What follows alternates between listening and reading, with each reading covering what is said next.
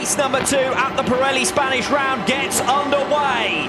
Good start from Loris Baz. He will attempt to make up ground from the second row of the grid. Looks to the outside into turn 1, can't get there. Chaz Davies with a decent run. It's side by side as well for second position. Some bumping and boring in the pack as Marco Melandri attempts to find his way through. It's Ray from Reading. Davies has made a good start. He's going all the way around the outside here of Loris Baz to try and make the manoeuvre for third position. Couldn't quite get there, and he's vulnerable to attack from Toprak Razgatlioglu, who's already up into 5th position from 10th on the grid. So unperturbed by his crash in the run towards the grid, Razgatlioglu has made a stunning getaway. And what about Alex Lowe's as well, sending it down the inside of his former teammate Michael van der Mark and through for 6th position. Down towards turn number 6 then. Ray it is who leads from Reading. Chaz Davies is under pressure from behind from Toprak Razgatlioglu. Lowe's defends against van der Mark, and the status quo is maintained for the moment at least.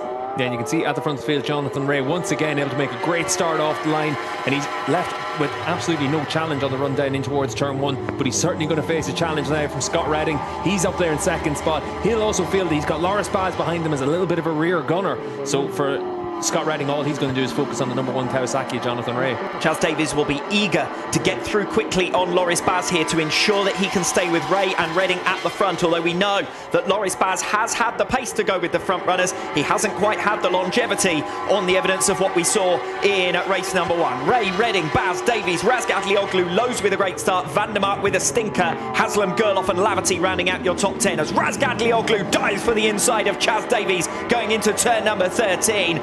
Strong manoeuvre there from the Turkish rider to come up into 4th position. Can Davies now repay the compliment? Reading challenging down the inside of Ray into turn number 1. That move really came from nowhere. Razgatlioglu making stunning progress, it must be said, forcing his way through, and Reading has done the same at the head of the field. Brilliant action on lap number 2. Yeah, Toprak picking up 7 spaces from 10th on the grid, doing a really good job here in the opening lap.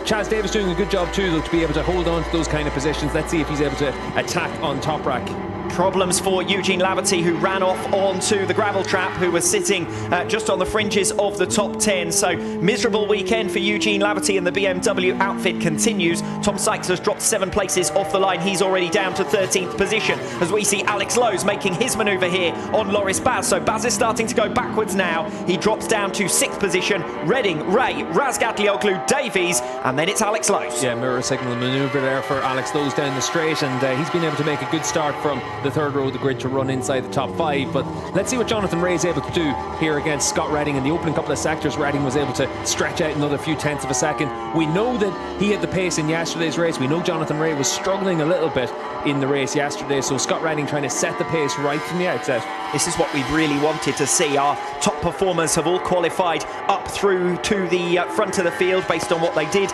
in the Superpole race earlier on today, and now it's a fair fight between this group of riders. The top 7 all going together in the early stages, separated by a second. And this is what we were all excited about for World SBK in 2020. You look at that leading group of 7, there's 7 great riders, they're all on 3 different makes and manufacturers, so it really does show that there is a lot more depth in the field this year, and it gives everyone exactly what they want to see in the championship. Michael Ruben Rinaldi further back is charging forward. He is challenging Leon Haslam into turn number 1. It'll be interesting to see if he did manage to get